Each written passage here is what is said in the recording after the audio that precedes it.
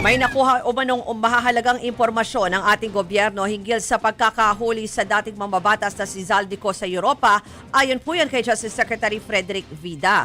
Tiniyak din ni Vida na ang high-level delegation ng Pilipinas ay hindi uuwi ng walang dala. Bagamat hindi pa tiyak ang eksaktong lokasyon ni Ko, sabi po ni Secretary Vida, mas malinaw na ngayon kung paano ibabalik sa bansa ang dating kongresista. Narito po ang report ni Camille Samonte. Nasa Czech Republic, sina Justice Secretary Frederick Vida at Chief State Counsel Denis Chan. Sila ang mag-aayos para mapauwi ang dating kongresistang si Zaldico. Nakapulong nila ang ating Philippine Ambassador doon. Ang tanong ngayon, nasaan na si Ko? Sagot ng DOJ, hindi raw nila matiyak kung nasa Czech Republic pa siya. There's no such guarantee. So We need to respect their laws. So there is a possibility that he may have gone out of Czech. Possible. We're exploring all things. Basically, ang pinaka-ano natin dyan would be the red notice. But this is actually, pag tinignan nyo itong scenario to, instead of us, di ba, looking at Portugal, looking at other places, no, we know he's in Europe. Ang natanggap nilang impormasyon noong Martes, nasa kustodiya ng Czech Immigration at Polisiko. Yun na ang huli nilang balita. Hindi rin daw makumpirma ng DOJ kung meron bang golden visa o Portuguese passport si Ko. Sakali namang matuklasan na wala na si Ko sa Czech Republic, red notice sa Interpol na raw ang paraan para mahuli siya.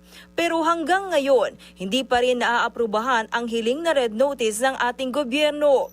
Kung babalikan natin, si Pangulong Bongbong Marcos mismo ang nag-anunsyo sa social media na nahuli sa Czech Republic si Ko. Ang tanong, nagkamali ba ang Pangulo? I don't want to speculate na baka premature, no? Of course, it could be a reality 5 days from now after my meeting, di ba? Could be a reality. I'll report to you again after my meeting with kung ano yung na-validate at na-verify natin. May disappointment? Possible, di ba? Kasi mataas nga, mas hindi yung pagnanasa. Pero ang ipararating natin sa ating mga kababayan, kung ano man ang sitwasyon, di ba? Hindi naman bumibitaw ang inyong Department of Justice. Magigipagpulong naman sina Vida sa Justice Ministry ng Czech Republic para linawin kung nasan si Ko. Nahaharap ang dating kongresista sa mga kasong graft at malversation kaugnay sa flood control scandal. Pero dati na niyang itinanggi na sangkot siya sa korupsyon.